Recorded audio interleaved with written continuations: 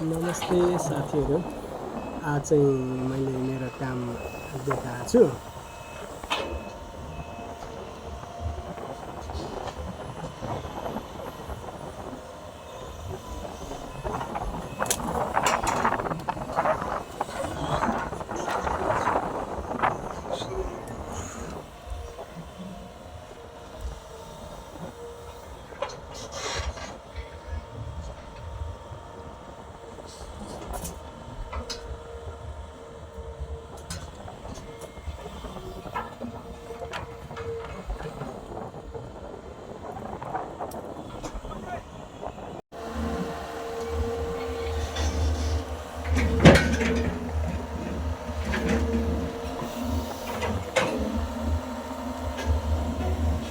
हेर्नुभयो त यो